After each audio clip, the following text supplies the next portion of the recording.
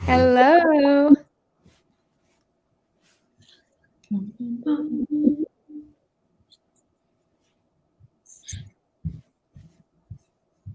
Waiting on Gabriella to come back.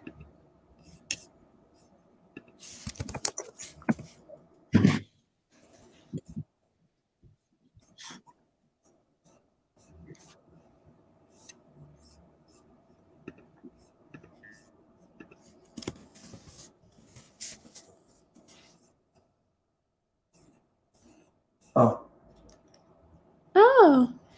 So I'm watching us on the television. There's like a slight delay, but it's really cool. Is this going to be distracting for you? We're just waiting on Gabriella and then we can get started.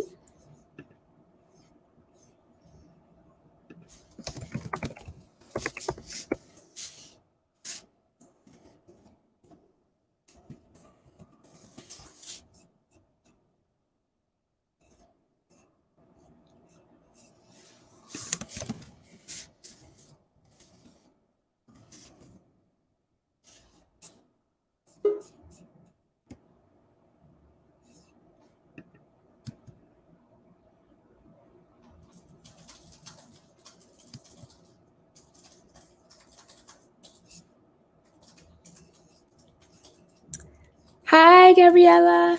Hi, everyone. How are you? Okay, so Des, we can start with Noemi's film and then we can get the program started.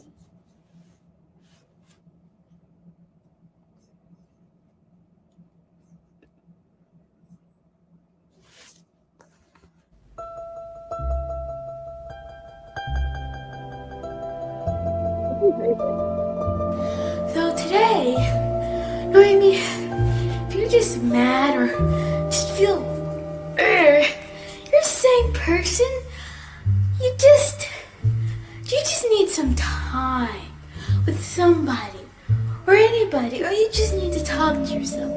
That helps you. I know, because I get it. You're not gonna. But it's just that this is you, and you have to be you. Doesn't matter. I mean, I know you feel so, I'm fat, look at her, she's skinnier than me. But Noemi, you're not fat. If you were, that's just who you are. You're just a person who weighs more than another girl. You're not, well, you're different, but you're not different, and you're not, like, I don't want to hang around with her, because if you're like that, you would be a bad person. So, I mean, listen to me. Don't care, just don't think about how you look. Think about who you are. Noemi, when you see this, don't think you're weird, because it's just you or me or whatever. It's just how we are. Speak your mind, and your mind will speak to them. You need to learn to stand up for yourself. Do what's best. Okay? Bye, Noemi. And just for your birthday, I'll sing to you to see how if I sing badly or goodly. Happy birthday to you. Happy birthday to you. Happy birthday, Noemi. Happy birthday to you.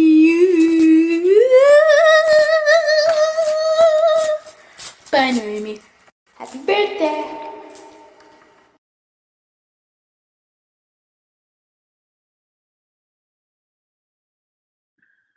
Woo! Okay. It's always crazy to like rewatch that, and I don't watch that too often because I always get emotional. But hello, everyone. My name is Noemi Chinanga. I am the host of this New York exhibition called Living for the City. You guys just watched a piece that I did back in 2019 called 10 Years Later, which is a love letter to myself, but also a thank you to my younger self. So shout out to everyone working towards, being more in tune to their inner child, because that's honestly what it's all about. But enough about me. Again, welcome to Living for the City, which is an online film exhibition showcasing short films by women filmmakers of colors from the cities of New York and London.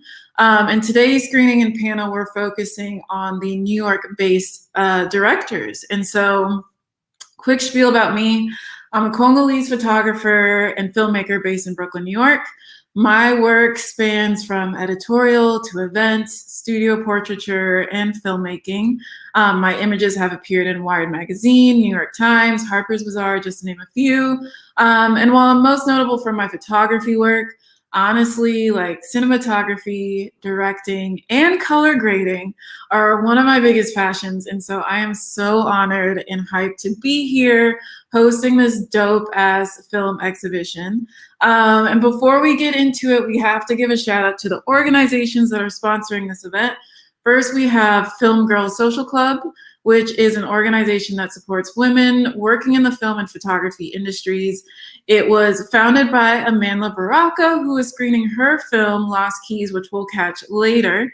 And then we also have Under London, which is a London-based film platform and collective that aims to support emerging filmmakers and creative talent in the London independent film scene. So you can catch the London screening and panel tomorrow, same time, same place.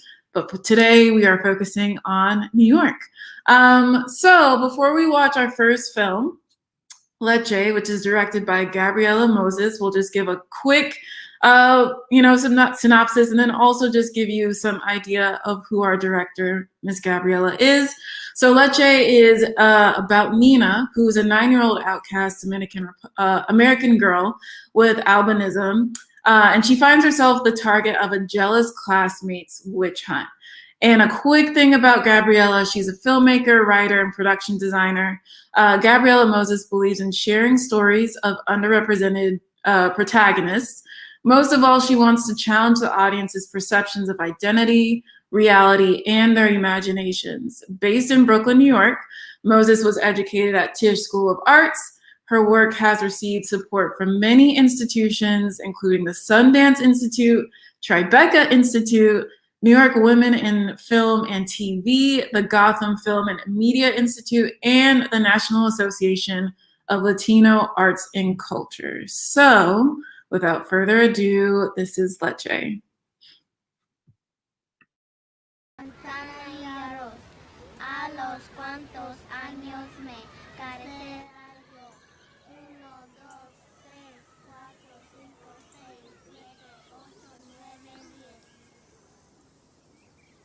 Cuatro, cinco, seis, siete, ocho, nueve, 10, 11, 12, 13, 14, 15, 16, 17, 18,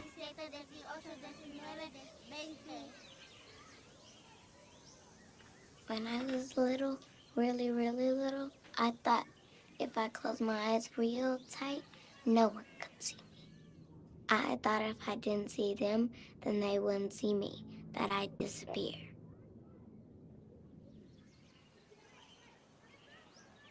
Dead, just laying there. Looks like someone it looks like a unicorn. Ew, that's disgusting. What's wrong with it? Why does it have red eyes like a rat? Look, looks like you, Lecce. Why don't you ever answer, huh? You think es special como una princesa con tu pelo rubio? Tú solamente eres una hincha. Blanquita como las otras gringas.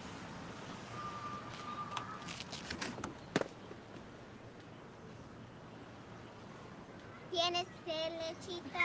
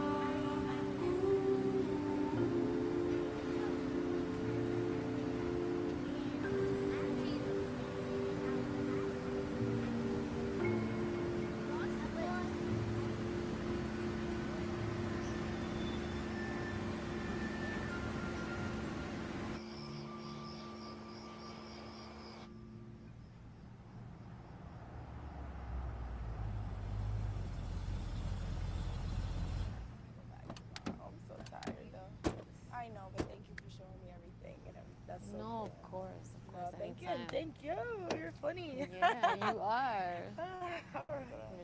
Really funny. Wow, pero esos gringos, ¿cuánto le encanta la trigueñita? Ay, tú me dices a mí.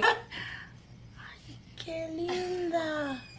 Gracias. Como una angelita con ese pelo rubio. Wow.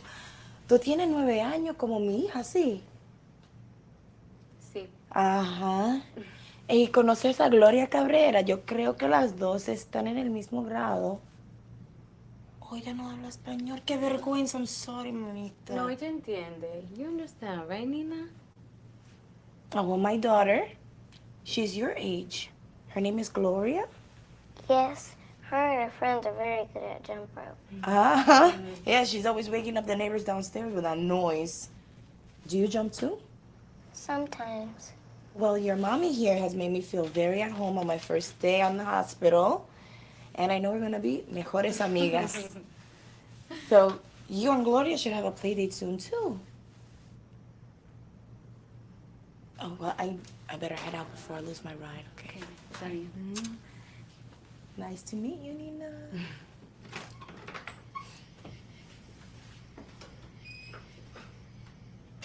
¿Qué te pasa, eh?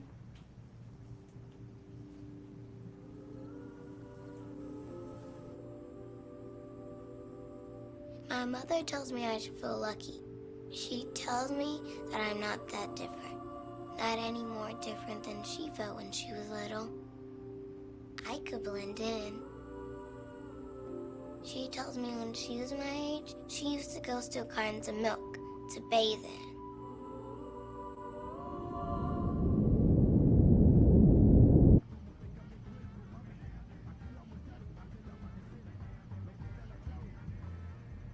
I don't feel lucky.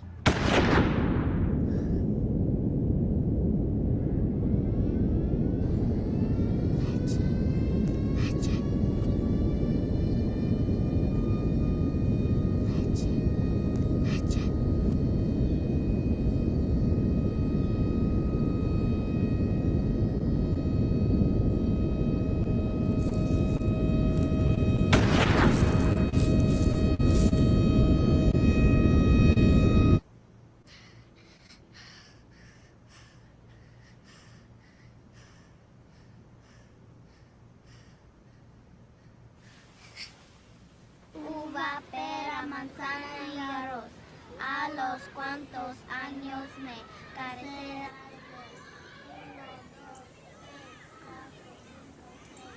Yo, Leche, you jump rope? My mommy says you do. I don't want you babbling to your mommy that I won't let you jump rope. Basta, Gloria, she doesn't want to. You could be my partner. Uva, pera, manzana y arroz. A los cuantos años me carecerá yo. What, Flora? Baja el moco. Are you sorry for that poor dead albino deer? It must have been so sad. It must have been so beautiful and rare, just like you. Did you know it? Duh, Flora. She didn't know the dumb deer. ¿Listo?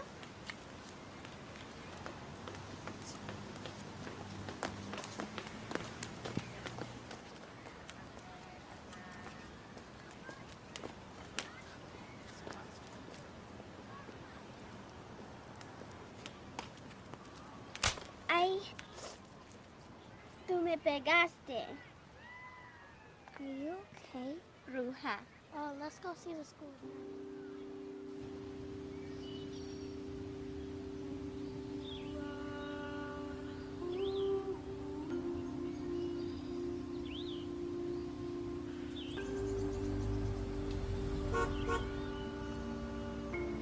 Your mommy had to work the late shift. I told her you could come spend the night. It's okay. I stay home a lot by myself. Basta. We are happy to have you. Come on. And I was thinking we could order a pizza. We never have pizza on school night. Well, it's a special day, and we have a very special guest. And I think that calls for pizza, no?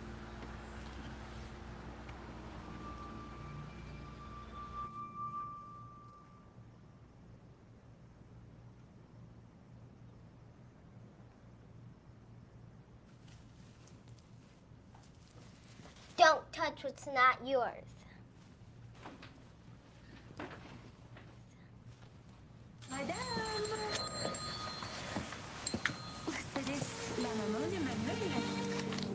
Está comiendo muy bien.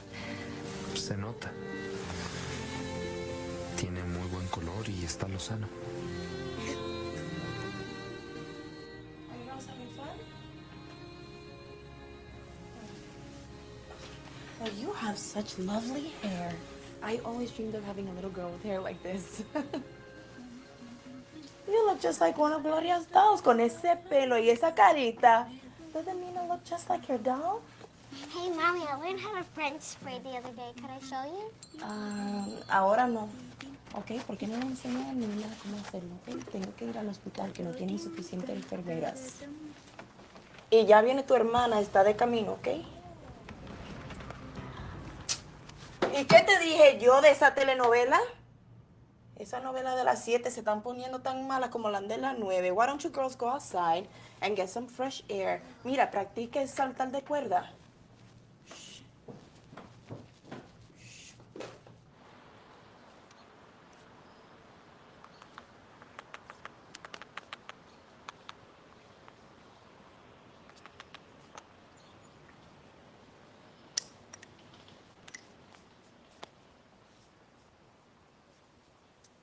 What are you drawing? Don't tell me it's that dead deer. You don't know it's dead. Carlos said that flies were eating its flesh. It was rotting from white to brown. You don't know what you're talking about.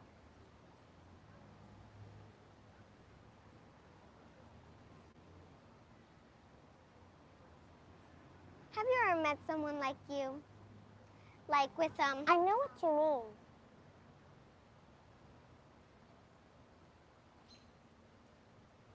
Now I lay me down to sleep. I pray the Lord my soul to keep. If I die before I wake, I pray the Lord my soul to take. Amen.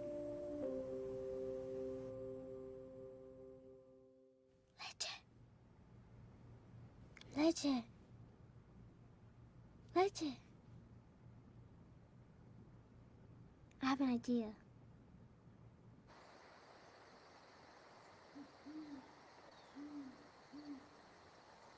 Can we go back? You wanted to see the deer, didn't you? I want to go back. You always thought you were better, Blanquita.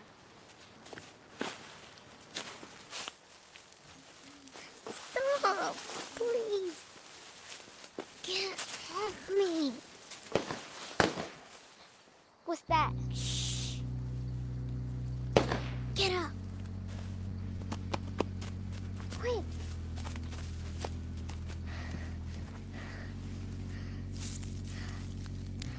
Nina, look.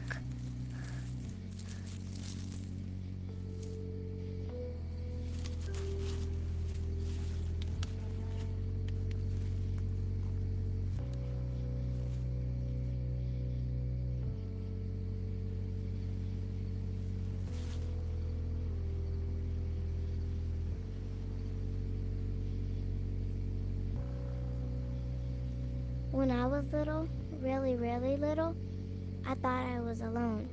But here's the thing. I'm not.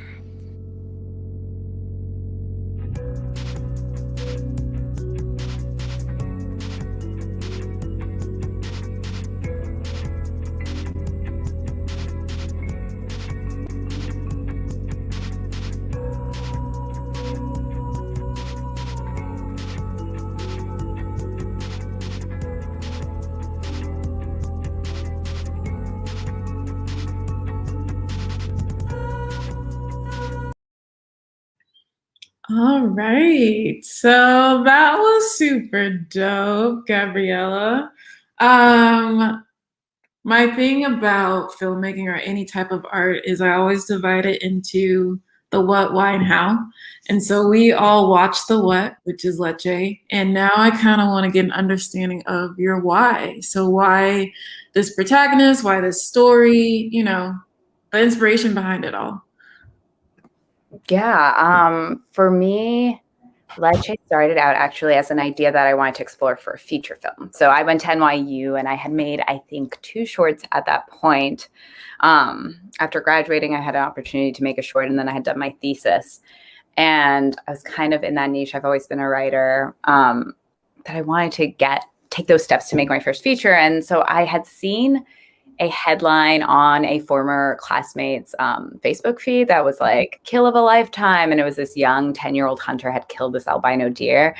And I spend so much time thinking about otherness and how we relate to the world around us that like, I felt something for this deer. And then I kind of removed myself and was also thinking about who might also see themselves in this creature and the sensitivity of a child. And I tell a lot of stories from the perspective of children.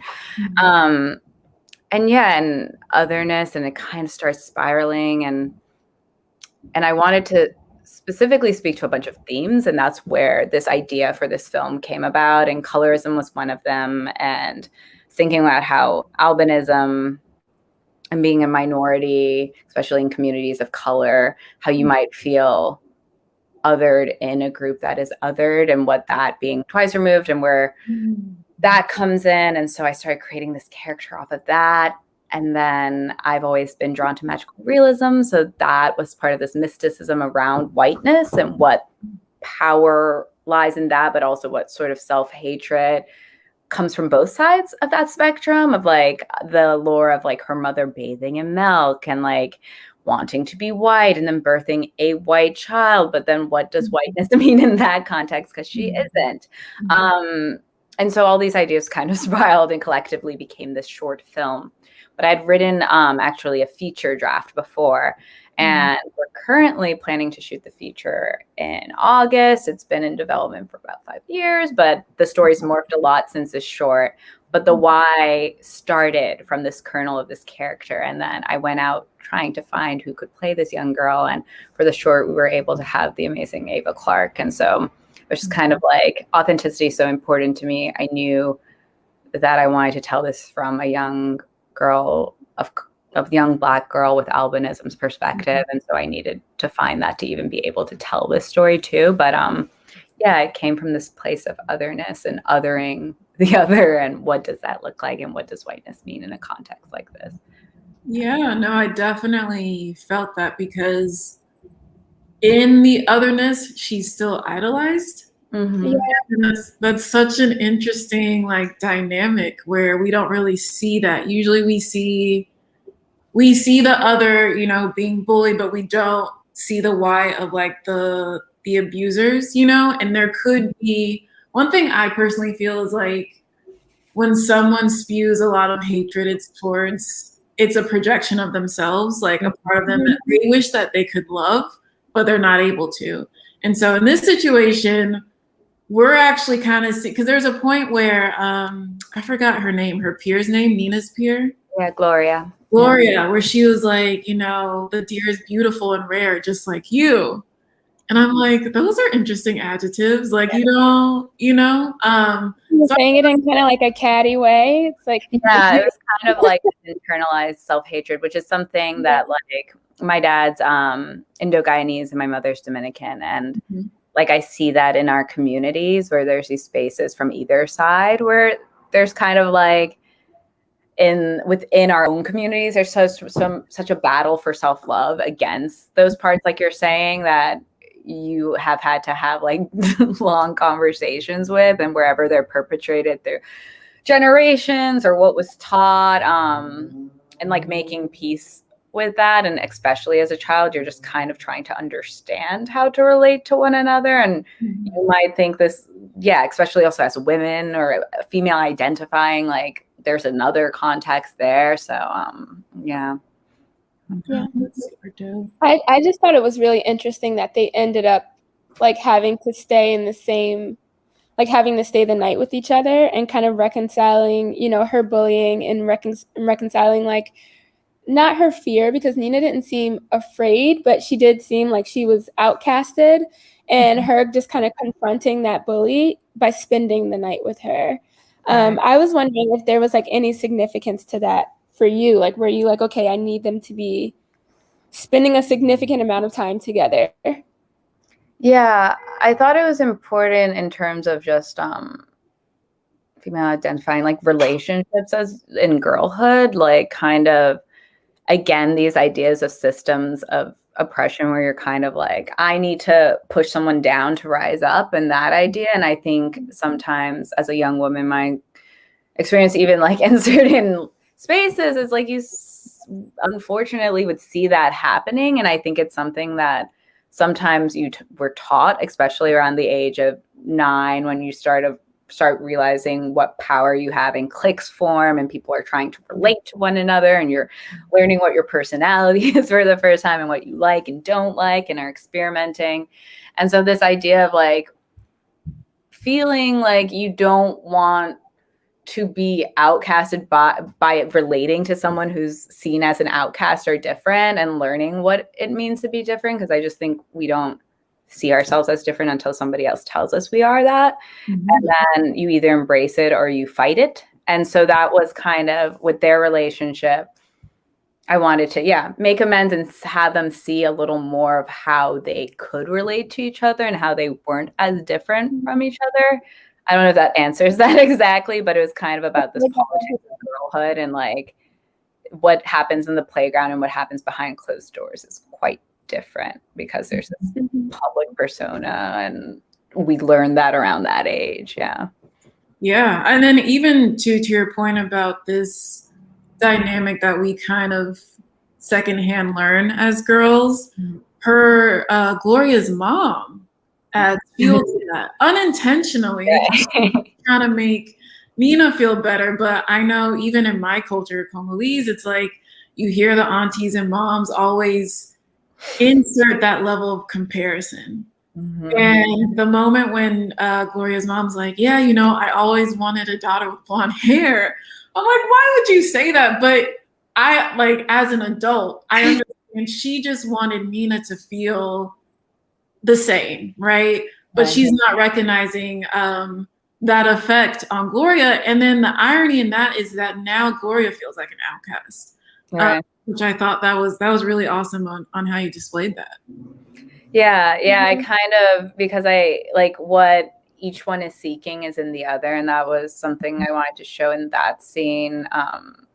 Like in the feature, she actually dyes her hair black, and so it's like that idea of like, like what is the value of these things that like other people are like jealous of or wanted or think are like the ideal, and then you don't like because they're like making you feel othered. And I do, like you were explaining, like it's crazy sometimes what you hear like family members say out loud, and you're like, like that should not be allowed. Is this being expressed right now? Yeah. But yeah, you'd be surprised. Very interesting. So now that we have gotten a good grasp of the why, let's go into the how. Like, how long did it take to shoot this? How's it like working with kids? Because they were great. Just the whole process, Yeah, I was very lucky to find Ava Clark to play my lead. She was attached to the feature, and it takes a long time to make a feature, so she just aged out of the role. But I have another young girl I'm hoping to work with. But I think casting was the biggest thing. We spent 3 months trying to track Ava down. She's actually based out of Mississippi. After we shot this, she was in Beyonce's Lemonade. She's killing it. I think she's doing something for Nickelodeon right now. Excellent young woman. Follow her on social media if you can. She definitely has something to say for Black women and young girls everywhere. Ava Clark. So we were very lucky to find her. I had looked up young actresses. I saw that she had been modeling since she was 4. And Erica Hart, who's an excellent casting director I knew from NYU, helped me reach out to her, and we kind of chased her. And once we were able to secure her and her mother's interest and support, we found dates. So I actually made it in collaboration with a friend of mine who is studying at NYFA in their cinematography program in New York. And so I was able to have a team built sort of around that, which is helpful because I think that was a struggle coming out of NYU and not really having the resources to make certain things, and you make smaller things and you try and find a way, and then you might enter a writing hole like I did, or like trying to develop that next big thing. And it was nice to kind of have the resources of a film school community again, and then pulling in my people that I knew from NYU and SET and everywhere else, because I was freelancing as a production designer at the time and continue to do that in addition to writing and directing. So yeah, it took about 3 months to like write it, because I had the feature, I wrote it into a short. It was part of my DP's program, Davide Serasio, and so he had a set like week, and I gave him 2 ideas, and he was like, let's shoot Leche. And I was nervous because I knew I wanted to make it into a feature, so I was like, I gotta get this right if it's going to be a proof of concept. And the feature script has changed a lot, but all of the tonal stuff in our protagonist and some of those relationships are the same relationships that are in the feature. So yeah, 3 months to kind of conceive it. It was about a week-long shoot. I want to say, I think it was only 4 days actually, because we shot at a house and then in the woods and at a school. We're able to fly up Ava, and then Dasani Nunez, who played Gloria, is from Jersey. Jessica Pimentel, who's great in it, is on Orange is the New Black. She plays Maria, and so that was exciting to get her. And she really connected to the story, so that was awesome. And Maciel Mordan, who plays her mother, I also found and have worked with her before. So yeah, that was great. The post-production probably took like a month, and then we premiered at Urban World, I believe, and had a lot of other great festivals, Milwaukee, that supported us, and some others. And it's lived a really rich life online. So it's really exciting so many years later, because we premiered in 2017, and Leche is a part of my life every day as I've been trying to get this feature made through like Sundance, Tribeca, and all this other support. So people are watching this short all the time in conjunction with my script. Yeah, and it's nice to just have it live virtually. Yeah. No, that's super dope. Any other questions, thoughts before we move, or any last thoughts that you have, Gabriella? I mean, nothing insane that I want to share about the short. I mean, I think it was an excellent process of making this and then delving further into the story. And I suggest for anyone who's trying to take those next steps to like write a feature, that it is really nice to make a proof of concept, because it helps you kind of explore some of these themes. And it's been so helpful for me. I mean, yes, for finding talent that I hope to attach to the feature, but as I learned, it's a long process. And working with kids, you actually mentioned that. I was really blessed with the kids that I worked with, and it's a challenge. I mean, Leche, I'd be working with kids again, and I'm attached to this feature in the DR where I would be working with kids, and in film school they tell you not to do that. Don't work with kids and animals. And I wrote a film with both of them in it. In the feature, I'm trying to par it down because I wanted to be done practically, and that was a challenge for this one. VFX, I like practical things, so I'm trying to like figure that out more for the feature. But yeah, I think if you have the opportunity to challenge yourself, you should. I think childhood is a beautiful period to explore, and so don't let people discourage you of the things, even if they think it's like the most challenging way to go about it. If you want to write and explore themes about childhood, do it, because you'll find the talent out there that can really like, these kids were so intuitive and lovely, and pairing them with actors that have more experience is also great. So yeah, just let kids be kids too in roles like that. I think just leaning into their own personalities and strengths and not forcing what's on the page is also really important, because they're going to define that too. Yeah. Awesome. Well, thank you. Thank you so much. Beautiful. Good luck on the feature film planning. And I know that's a lot, but I know you're going to kill it. So next we have Physical Thoughts, directed by Miss Anne Holiday. And this film is about a dancer that reflects on a recent injury But before we watch that, quick splurge about Anne. So Anne is a New York-based director. She specializes in emotionally driven visual storytelling, making films for an array of global brands across commercials, branded content, and documentary, as well as her award-winning personal work. And then she's also an accomplished writer and photographer. So, Anne, we are going to watch Physical Thoughts.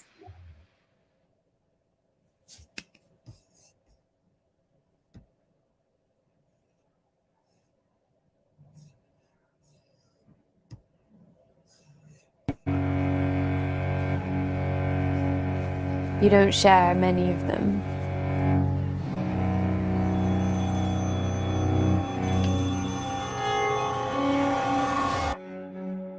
It's not easy to tell the truth.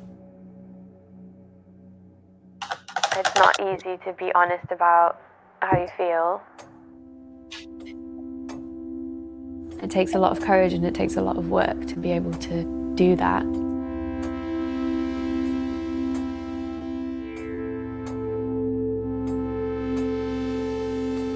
What you communicate verbally is what you choose to share. Sometimes what you communicate physically is beyond your decision.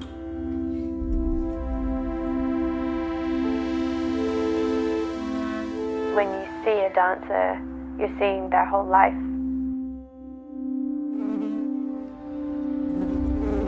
Feeling strong but also delicate. Those are my tendencies, is to be light and gentle and sweet. That's part of who I am. I'm not going to pretend that that's not who I am. But that's not just who I am. So sometimes my work is to be able to bring up those other stronger parts.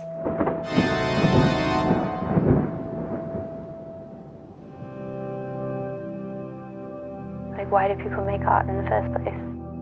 I think they need to express things even if they can't put a finger on what it is that they need to express. It all goes in somewhere, doesn't it? It all goes in and you never know when it's gonna, or how it's gonna come back out again. Have open eyes.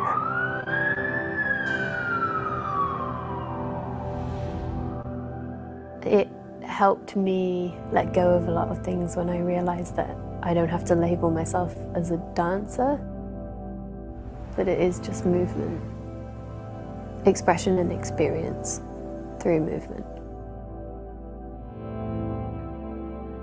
What people will respond to, ultimately, is your honesty and your sincerity. All I can do is have a really truthful, meaningful experience for me, and hope that that's something people watching can connect to.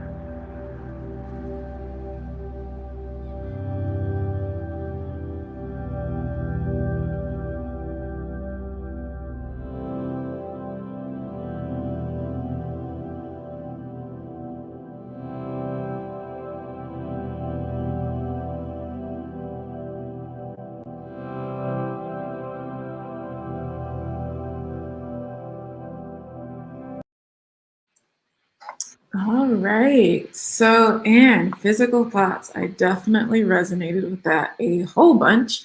Let us know your why. Why? Great question. I love the premise and the openness of it. I mean, I'm curious for you, were you ever a dancer, or does it resonate with you for different reasons? Because it's something that a lot of people have said to me that, they had a background in movement, or maybe they danced as a kid and there's some kind of resonance with them for that. But I'm not a dancer. That's not my experience. I come from kind of a fine art background. And so to me, it's a metaphor for kind of every artistic practice out there. And, how does the way we carry ourselves and our artistic practices define who we are, maybe more than what we say and how we communicate that, everybody tries to distill themselves down to a discrete bio, or define the way they put themselves out in the world. And I think we're so much more than all of those things. And this film is kind of about exploring that.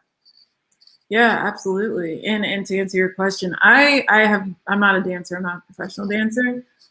It was coming from a place of bringing out of that limitation behind labels. And I feel like we're in this space where people are way more comfortable experimenting, which I think is dope. And there's a part in the film where she says, you know, people aren't necessarily responding to her as a dancer, they're responding to her honesty.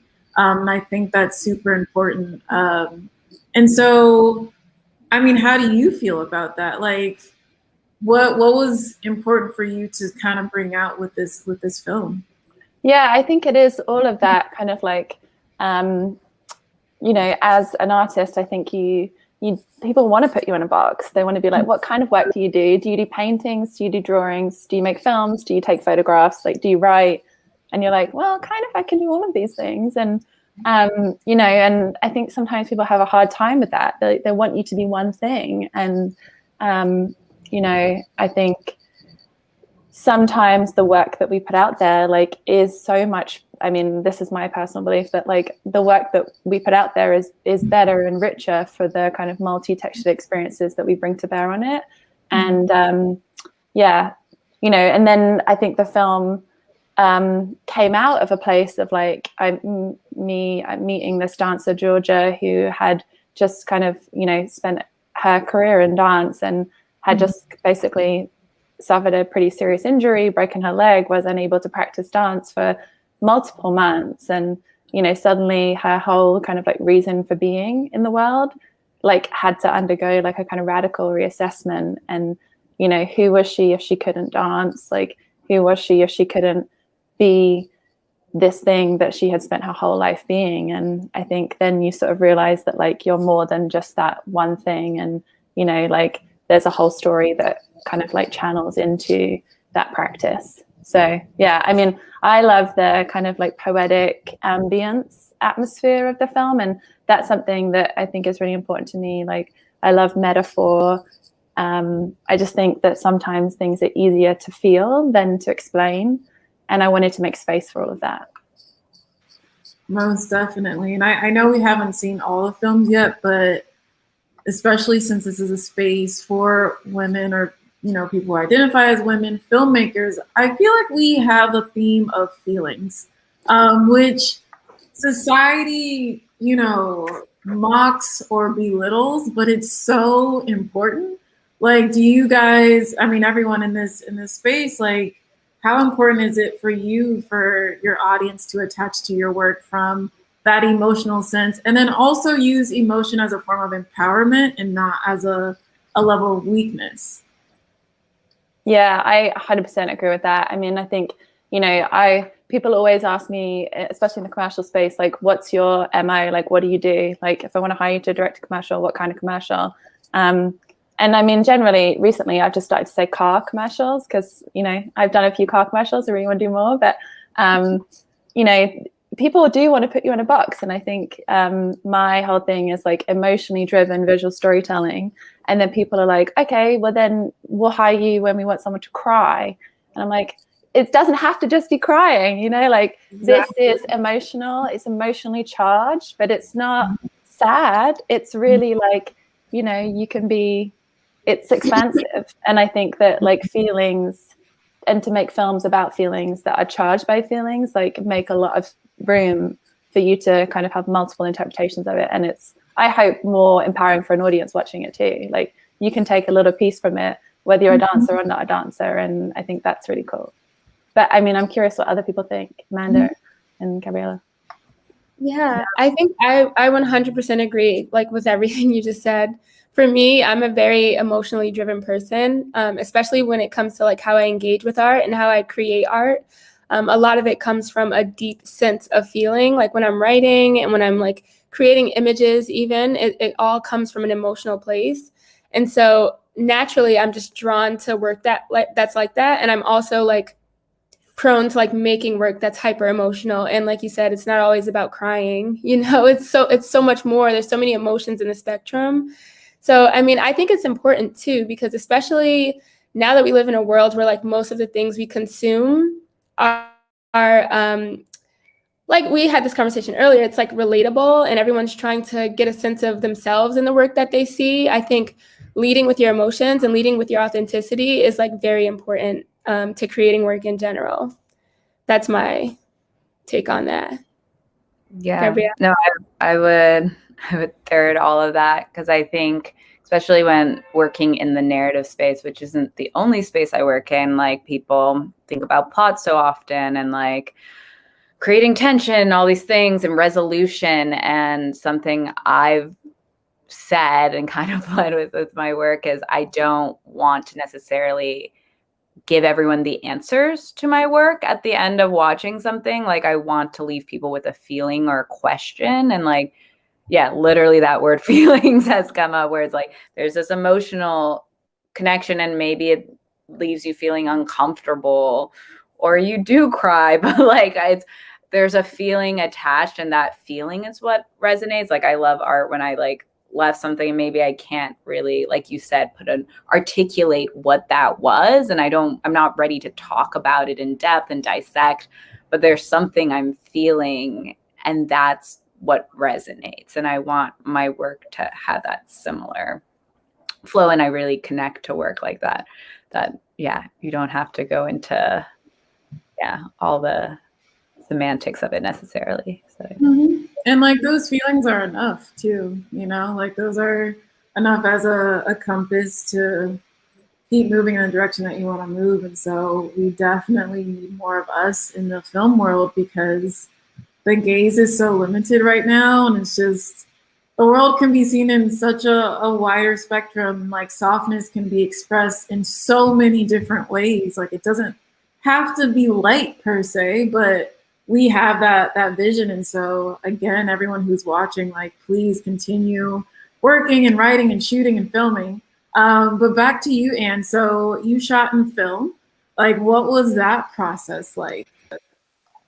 Well, I love texture. And so I think, you know, film just inherently to me feels more emotionally charged, you know, like the chemistry of it, the way, you know, kind of like light renders on the negative. I just think there's so much more like latitude and space for feeling, and the texture is, yeah. I mean, I could wax lyrical about shooting on film all day. And a lot of my photography work is, well, actually nearly all of it is analog. So yeah, my husband's actually a cinematographer, and we own like 3 film cameras. So, you know, it kind of actually is like, that's the option that I have sort of in-house, as it were. Like, you know, I don't need to go rent a bunch of gear. I have all of that. And so that's what I shoot with. And I do think it's that's a huge, you know, privilege, but also it's like an incredible limitation. And I find that like really creatively fulfilling. You know, you can't just shoot the hell out of something. You really have to think about like, what are the shots? Like, what do I need to tell this story? And the constant constraint of like, how much film have we got left? And, you know, that it's like a deal with the devil you do on every project. And like, what stock do we have? Like, how's the light changing? And I think it really forces you to be very clear in your vision and like articulate in how you want to tell the story visually. So yeah, I really enjoy the challenge of that too. And I think it helps with performance too. I mean, I think like everyone like on the crew behind the camera, but everyone in front of the camera, like really brings their A game when they know that there's a finite amount of film stock. And yeah. Yeah, you definitely have to be intentional and like quick on your feet, which is a fun challenge for sure. So I totally relate to that.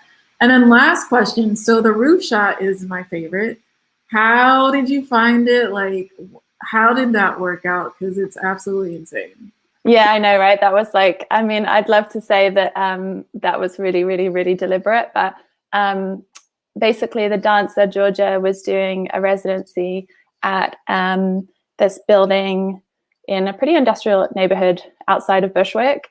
And the building was like an old nightclub and was like sort of being condemned or something, you know, like in the process of like, you know, being prepped for demolition. And they'd handed it over to this arts organization that she was affiliated with for several months for them to kind of host events and classes and stuff there. And I went with my DP to scout it, and we were just kind of like looking around all the locations, and then sadly our shoot day, you know, I had this whole vision for everything just be like super contrasty, like loads of sunlight, shadows, and there's that one shadow shot on the roof with the water, but then you know, the classic as the weather on the shoot day was like super cloudy, so we got that one shot and then had to compromise everything else, but then just kind of like went over to the neighboring building roof, and that was that roof. So it was one of those like incredibly serendipitous moments, and like the, you know, adapting to weather constraints and other things like make you find this incredible magic. But yeah, I mean, the texture of that roof is unreal. No, it was stunning. Amanda, did you want to say something, or? I have a question. I just wanted to know, like, because you were shooting on film, and I know like when you're shooting on film, you have to be way more intentional about your locations and where you shoot and how it's shot. And so I was just wondering, like, because all of the little scenes that we saw in there were several little scenes, and they were all really, really beautifully composed, I thought. I was just wondering, like, how much of that was like, okay, I'm here, let's figure out how to do this, or was it like you were sitting with your shot list, planning out each of these shots ahead of time? Yeah, it was the latter, and I'll tell you why. It's because I did the interview first and cut the interview first, and so I knew what the film was, what the story was. And then I did one shoot with the talent, Georgia, on the Lower East Side. And so that was where kind of you have her dancing like under the bridge and some of the kind of like more textural scenes. And then the second shoot day at the other location with the other dancers and the choreographed stuff and the roof. So it was kind of an iterative process, like so that helped define basically what the shot list was and what shots I needed to tell the story and the transitions and the metaphors with water. So yeah, it was very kind of planned out, and that kind of stemmed from doing the interview first and having that to kind of guide what the story was. But I really like working in that way. I think it's kind of like a smarter way, especially when you're like self-funding personal work. Like otherwise I could like shoot for days and not really know kind of why I'm shooting what I'm shooting. I just like it looks good, and I'd prefer to be, I think doing it in this way meant that like all those shots of like the water and the splashes and, you know, like I think they just take on this like incredibly rich texture. And if I had just been shooting that like just by chance, I think I would have been like, what the hell am I mean, this is cool, but what the hell am I doing this for? That's awesome. Any other last thoughts or questions or takeaways? No? Well, that was beautiful, Anne. I loved it. And I also really like the title, Physical Thoughts. Like, yeah, it was great. Yeah, that's all the metaphor. Love it. I see the vision. Well, awesome. So our next film is Be a Fish, directed by Aisha Ford, who's not here currently, but we're still going to watch it and we're still going to discuss. So Be a Fish is about an African-American girl obsessed with her hair. She seeks guidance in a small fish when her mother forces her to go underwater. A quick snippet about Aisha. So Aisha Ford is an award-winning filmmaker studying as a fourth-year graduate film student at NYU Tisch School of the Arts. Over the past few years, she has written and directed short films that have broadcasted on platforms such as the American Black Film Festival Independent TV series and screened at multiple film festivals across the country.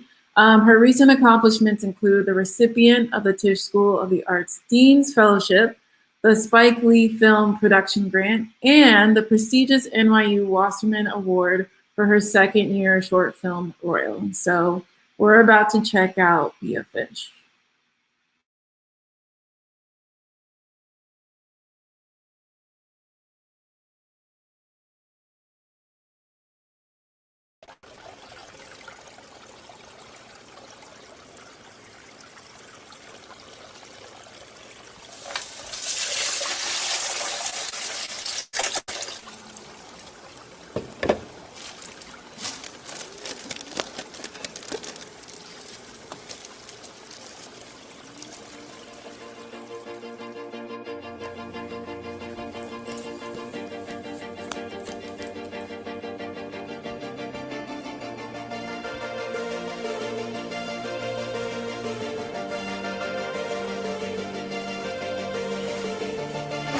You're fresh.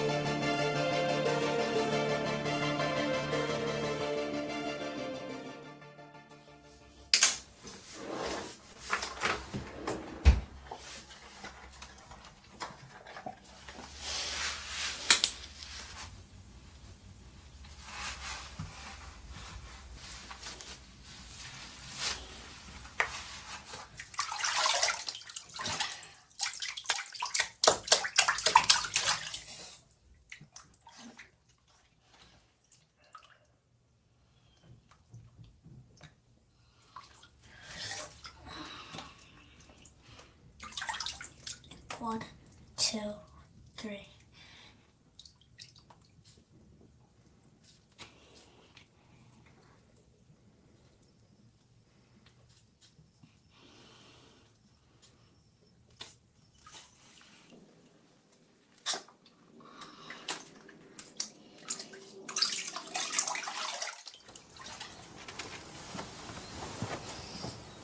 Taylor.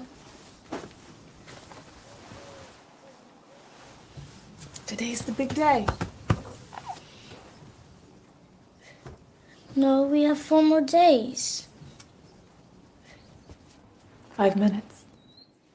But you told me next week. Be downstairs in 5 minutes.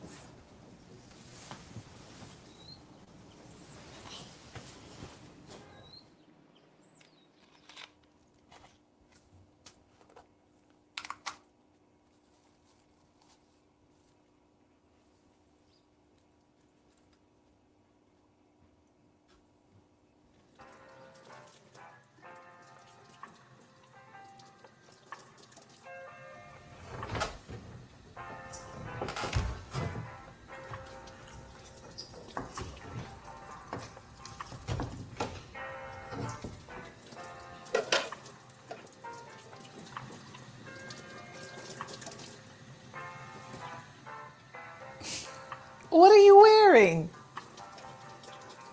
Mom, I'm not ready.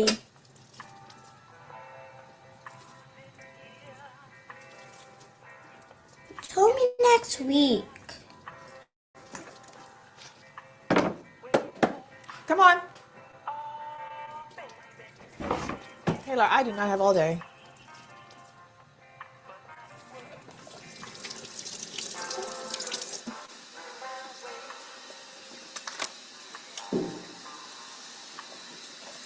It's okay. We've done this before. Taylor, stop.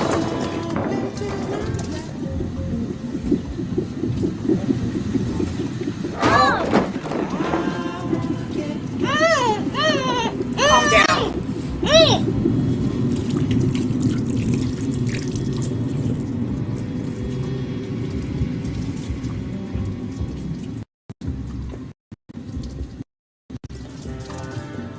Dreams of you and I go sailing by.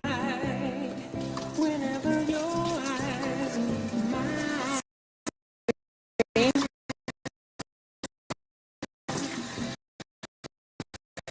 It's fine.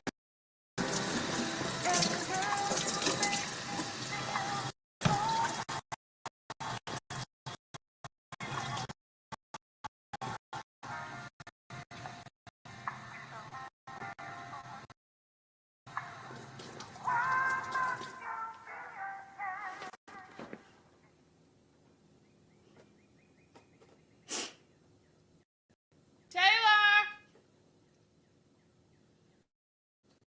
Make sure you put all that stuff up.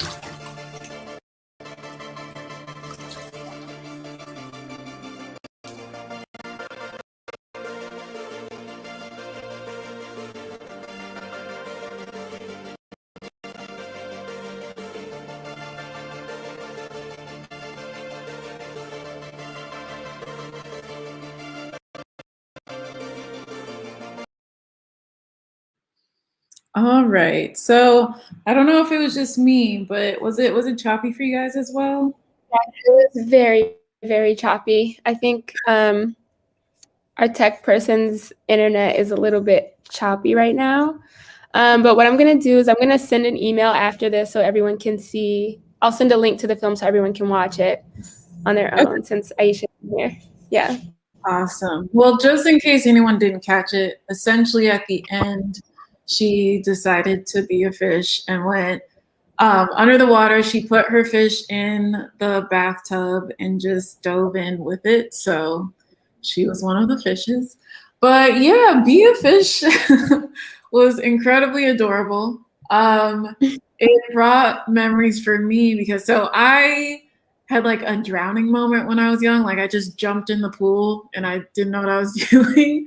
So after that, whenever my mom would wash my hair, I would always freak out. So the moment like the scene where her mom is like washing her hair under the basement, I'm like, dang, I can relate to this. But for the little girl, it's more so of her hair. Like she just wants to preserve it. So yeah, this movie was super cute. I loved the colors in this because it was giving me it was already framing the little girl, and I forgot her name. I don't know, was her name mentioned in the film? Did I miss that? I don't think so. Okay. Yeah, so the opening shot, she's like surrounded by blue. And I'm just like, oh, she is already the fish. I thought it was super cute. But yeah, what are your thoughts, initial thoughts, takeaways? Yeah, the production, well, I'm a production designer, so I really appreciated the palette and the colors because I feel like that's so much a part of the worlds that I create as well. Yeah, they were very specific, and I love, you pointing out that she was like in the void in the water already, foreshadowing.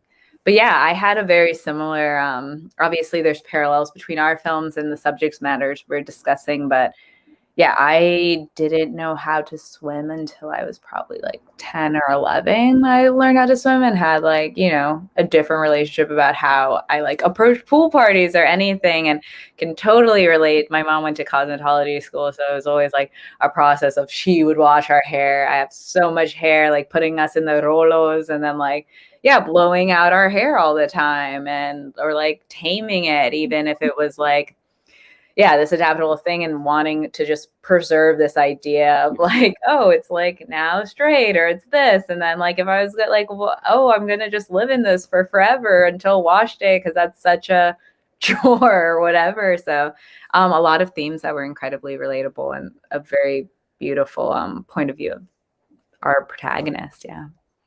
Absolutely.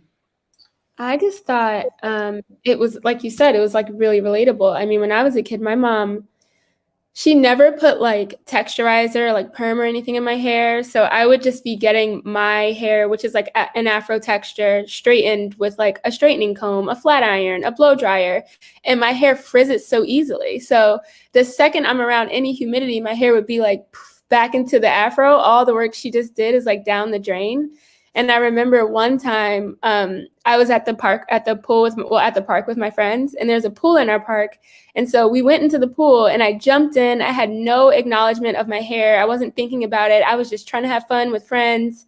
And I got home and my mom was like really, really upset. She was really upset because she had just like spent so many hours straightening my hair. And then I just got in the pool and messed it all up. But it's funny because like even before then, I always thought about like how my hair would hold me back from things like that. Like if I wanted to just spontaneously get in a pool, if I wanted to run out in the rain and just like dance around in the rain, like my hair would always be something that I think about. And so that little girl was like me in a lot of circumstances. And I felt like I could relate to it a lot. And also the music, I thought the sound design, like the music, I thought it was beautiful. Yeah, I wanted to comment on that actually, because I felt like it really immerses you in that kind of like atmosphere of like, the kind of like underwater, like transportive feeling that you get in that kind of, space and world, and like the kind of like hyper presence that you feel because you don't have the kind of like sounds of the real world going on. And yeah, I also love the palette too. I think I am always commending filmmakers for not being afraid of darkness. You know, like don't overly compensate with the color. Don't overexpose it. Like live in the darkness, because you know when you're underwater, like it is kind of dark. Like I love that. You know, like it feels really palpable. Yeah, no, I felt like the color was its own role in the short. So definitely appreciated that as well. And Amanda, when you brought up how hair kind of hinders your day-to-day activities, that made me think of the young girl kind of already limiting her childhood because of her hair. You know what I mean? Like in the beginning of the initial shots, we see photos of older women with their hairstyles. And like, of course, as young girls, we have those models or references that we want to mimic or be similar to, but like that's not even her concern, or nor should it be. You know, there is still that innocence that she should continue to hold on to, which is why I love the ending, because she was just like, fuck it, I'm just gonna be in the bathtub with this fish. And it's like, cool, you're a kid again. So I wish Aisha was here, because I'm so curious on what her intention was with the whole storyline. Yeah. Maybe one day we'll get Aisha. Absolutely. And then let me see if I have any other notes.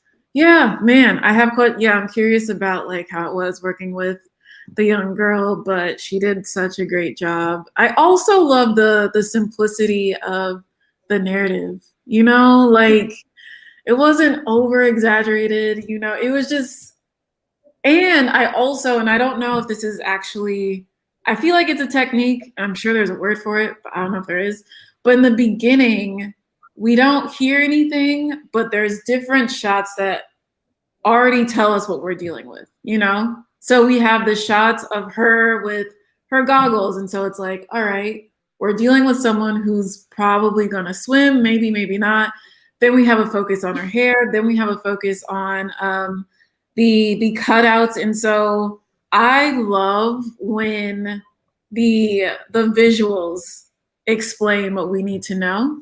And it's not as like literal through someone saying something like, okay, I'm going to have my hair washed in a couple of days. It's like, it's very informative. And so I feel like there may not be a word for that technique, but I really appreciate when I see stuff like that. So yeah. Any other thoughts before we move on? All right. Shout out to you, Aisha. It was a great, great, great short film. Really, really loved it. So now, last but not least, we have Lost Keys, directed by Amanda Baraka. So Lost Keys is a window into the life, history, and home of a revolutionary artist and grandmother.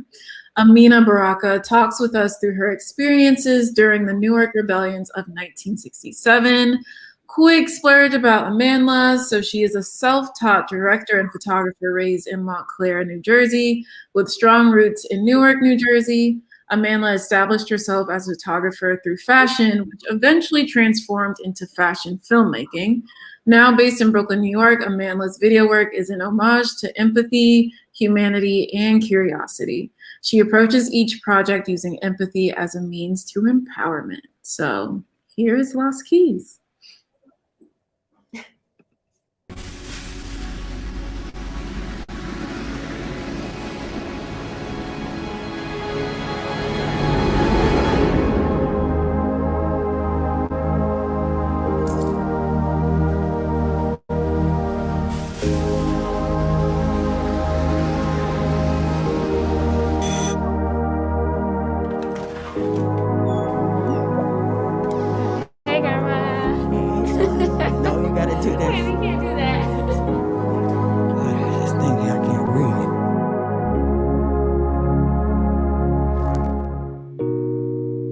I want to make freedom. I want the chains. I want the blood. I want the bones at the bottom of the sea. No justice, no peace! No justice, no peace! I want the sermons. I want the field hollers and the shouts. I want the work songs. I want the rebellions. I want the prisons. I want the drums. I want the bangles. I want the dancers. No justice, no peace! No justice, no peace! Some people make choices to become activists, but a lot of us were born into it. We didn't get a chance to make a choice. It's like if a fly in your face, you're gonna do that. You're gonna defend yourself. No justice, no peace! No justice, no peace! Newark had a very, very long history of activism. They had beat him damn near to death. Just like you saw what happened with George Floyd, how people just came out, that's what happened. They came out. It went through the community like wildfire. It wasn't pleasant. Your grandfather and them got caught in the crossfire. And, you know, people couldn't even walk on the same side of the street. You had to, oh God, there was no such thing as interracial marriages. That would definitely get your ass killed. But when I think back on it, I try to figure out how did we survive it so we could make a choice. People who joined unions, walked picket lines, always told us not to give what you can't take and don't let nobody treat you like a toy. And we didn't. And I was taught to defend myself. I was taught to respect myself. I was taught not to let anybody walk over you. I was taught self-respect. I want all the liberation organizations. I want the conferences and the conventions called About Freedom. I want to collect them. I want to put them in chronological order. I want to organize them. I want reparations. Because you see, I want to make freedom. Oh goodness, when I hate to look at some of this because these people, well, what's still going on as we speak? Rebellions, fighting for jobs, education, and continuing to survive. Growing up in a hidden yet open world of a particular color and class of Americans. Growing up with people enslaved by capitalism. Growing up fighting for world peace.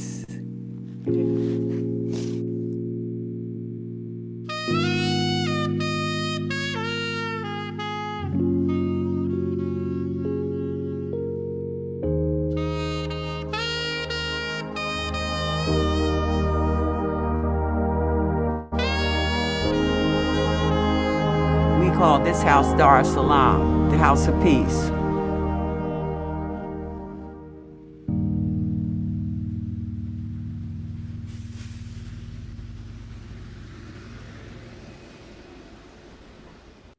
All right. So that was Lost Keys. Very well done. So Amanda, what is your why for Lost Keys? My why. Oops, I'm getting some feedback. 1 second. Really, my grandmother and I have been talking about, you know, archiving all of the work that she has in her house. She has a lot of artwork and a lot of books, a lot of original books.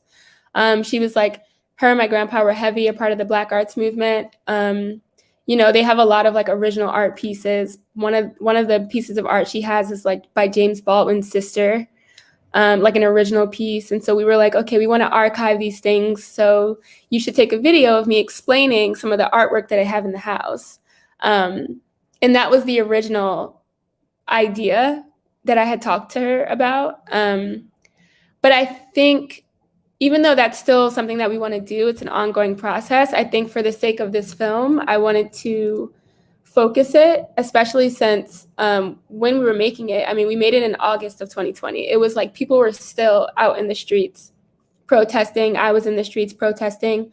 A lot of the photos that you saw of the protests, they were shot by me and also by Imani Dennison, who's an incredible cinematographer and director.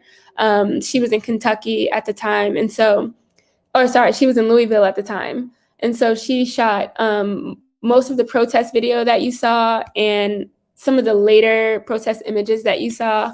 But really, I kind of wanted to tell a story that linked, you know, what she had gone through or what she was going through over her, you know, in her time, in her youth, and compare it to like what we're dealing with today, and just kind of bridging like, you know, the differences and the similarities, and just trying to get like a bird's eye view of like the state of the world now by listening to someone tell the history of like what was happening back then.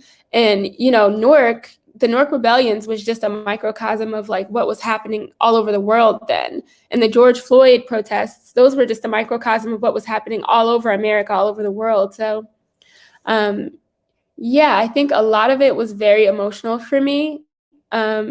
Just one, because I wanted to document my grandmother's stories, and I wanted to go through her home and look at her artwork and have her tell us about it. But also I wanted to make that comparison of then and now.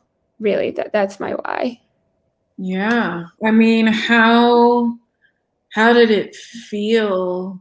Like, I just can't imagine listening to something that happened so long ago that is also your current history too, you know? Because I don't want to speak for your grandmother, but I'm sure she was hoping that you would, like, everything she was expressing would be foreign to you. It would be kind of like, wait, what are you talking about?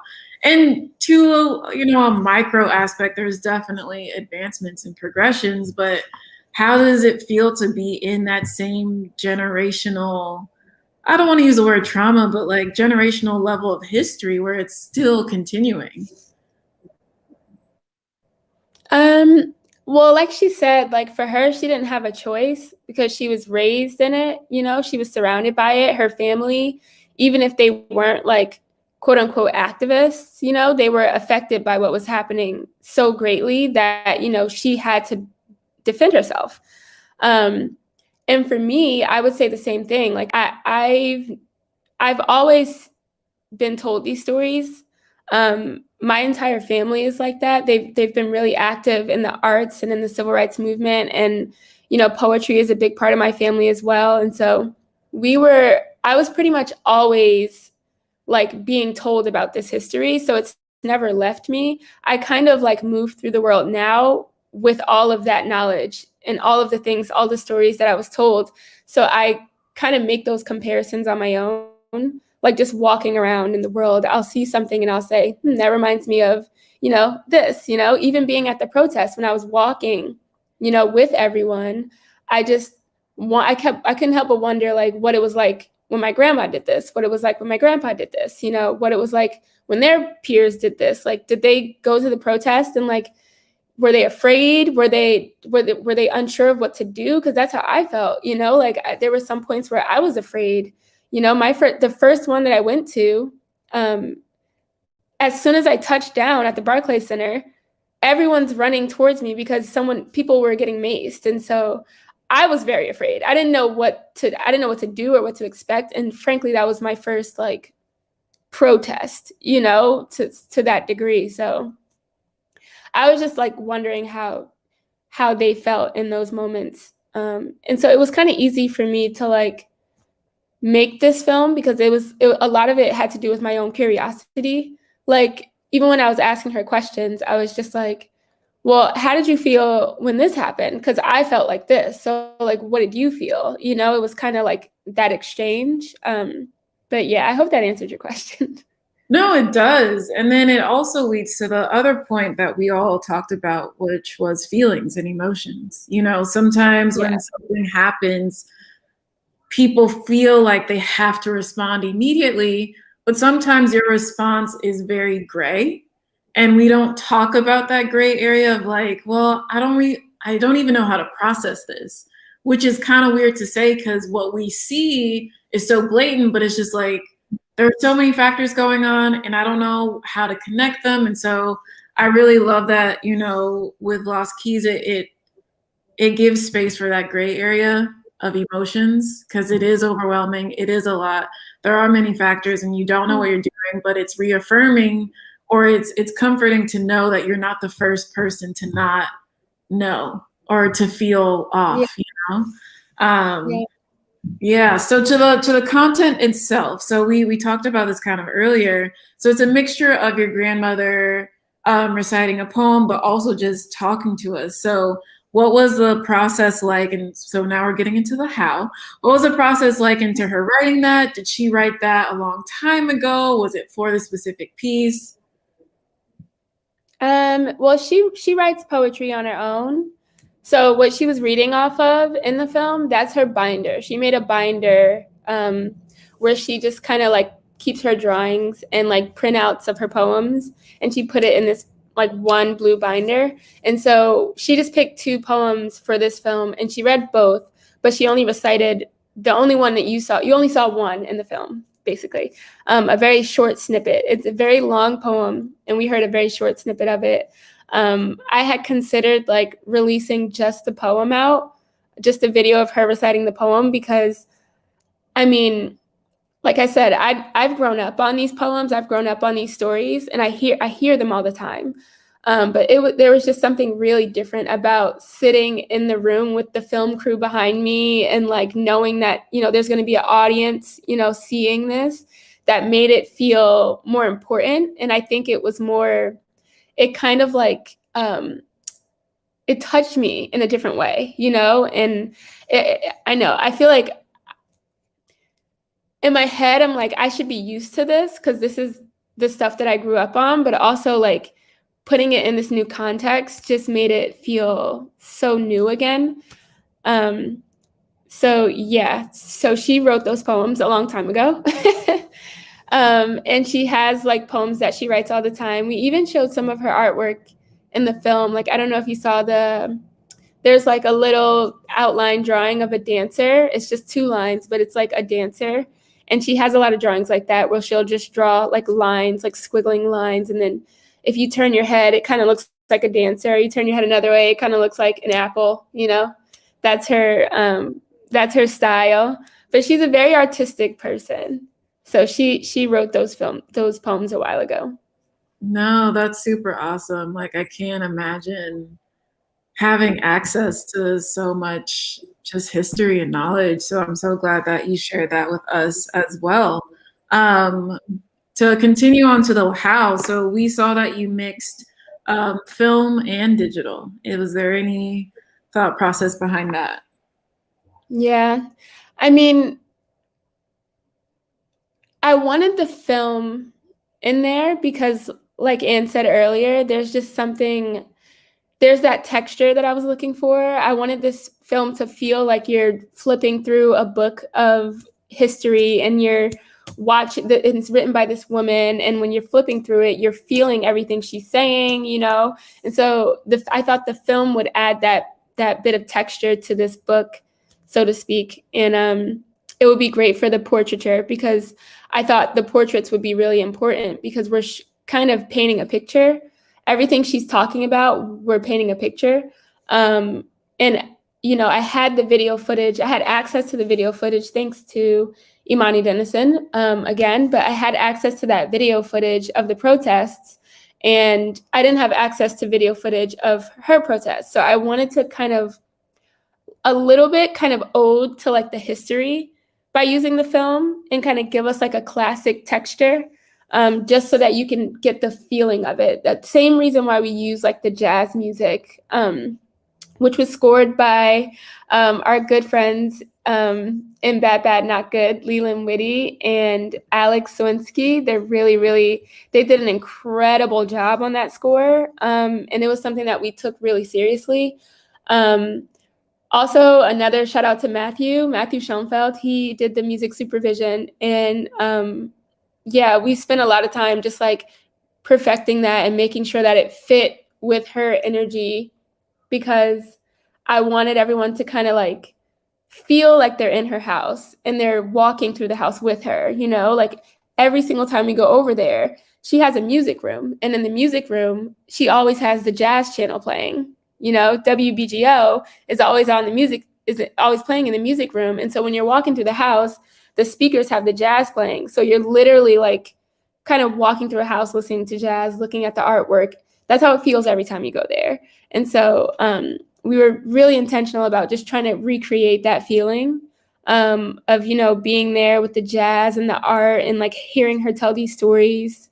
Yeah, it's That's pretty No, much it. that's amazing. I was gonna bring up the jazz. Like the first thing I noticed was the pacing, the pacing and the cadence of the film. And like, I just kept getting even more engaged and I'm like, oh wow, like I want to hear more. So that was awesome because that's how it felt like, honestly. And so I think you definitely hit the nose on that. Do any of the other ladies have any questions, thoughts, feedback? I wanted to ask a question actually about the edit, the cadence and the pace. What was your process like in the edit, and like how did you craft that? Because it really does feel like an unfolding conversation / tour / like sort of dive into her head. And yeah, just like how many iterations did you go through to craft that? Oh man. I wonder if John's in that. So John Lynn is the person who did the edit. Great dude, really talented, obviously. Originally what was supposed to happen was I was supposed to do the first edit and then he was supposed to go in and just clean it up. But I was very attached. Like I wanted to put so many things in there. I was like, but we can't leave that out, like I didn't want to leave anything out. So I was just like, you know what, John, I think it'd be best if you just kind of took my story and kind of chopped it up in a way that was concise, but also still had the same feeling to it. And so he did that really quickly. He was able to, he was even attached to it. Like he's watching it and texting me being like, your grandma's amazing. I love her. Like I felt like he was feeling the energy of it. And so he was able to cut it to the pace and the cadence that we needed really. The music came after the edit. So that pacing was all John's brain. And then the music kind of just filled in everything else. So yeah. But it took a while. It took us like 3 weeks, I believe, to get it to a good place. And then even after then, it took us longer to, finish the music. And then we had to figure out the color. So it was a pretty long process. I just wanted to ask one more question about, has your grandma seen it? What does she think? So she's not great with the internet. And I've sent it to her several times. I haven't really been able to be in the same room with her up until recently. And so she hasn't seen it yet. But I'll email you and let you know what she thinks. I'll do a live reaction video and then post it. Yes, please. And then I actually ended up doing like a little Instagram stalking on you, Amanda, and you have a highlight on your grandma. She's so youthful. Like I love it. Like we just have a very accurate idea of who she is because it's very vivid and like bright. And so she's awesome. Yeah, I just wanted to also commend you on feeling like the power behind her and then the emotion, I think, that captured the various textures and mediums you were exploring, because with the music and then once the film kicked in, there's like, you feel it like deep inside. So congratulations. Yeah. Thank you, man. Thanks, guys. Any other thoughts, takeaways, last thoughts from you, Amanda? No? I'm just grateful mostly to have you all here and to be able to share this work. It means a lot that we're all here right now. I take these things like really seriously. I love talking about film and the work that people do, and I love getting passionate with everyone. And so these conversations are really fulfilling for me. And then it's just cool to like kind of hear how you guys interpret each other's work and how you interpret my work. It's just really fulfilling in general. So thank you for being here. Yeah, absolutely. This has been awesome. Yeah, thank you. Oh, no, go ahead. Sorry, Gabrielle. No, I was going to say thank you for having us. I also saw Amira Leon in your film, who I've worked with a few different times. We designed her PBS masterpieces, classic, and we worked on this film Chalk together. Right. Also centered around the protests. I was like, oh, mutual like connection. Yeah, so much power behind her work as well. Yeah, she's so incredible. She's a good friend. And that's another thing, like we're all in New York. So I would love to, do this in person when everyone's comfortable and safe. Because Way back. I'm getting my first dose on Monday. Okay. But no, like just being around this space, and like I said, like even though people know me for photography, like I have been wanting to be a director since I was 5. So this is like just really nice to know how possible it is, how just the proximity. And that's why we're emphasizing New York as well, because there's so many resources in this city. Like there's so many stories that deserve to be told. And there's so many women that have so many perspectives that need to be shared. And so we just need to continue pushing our thoughts and minds. Are we still going to watch that last one, or are we set, Amanda? Because I know there is a No, we're back.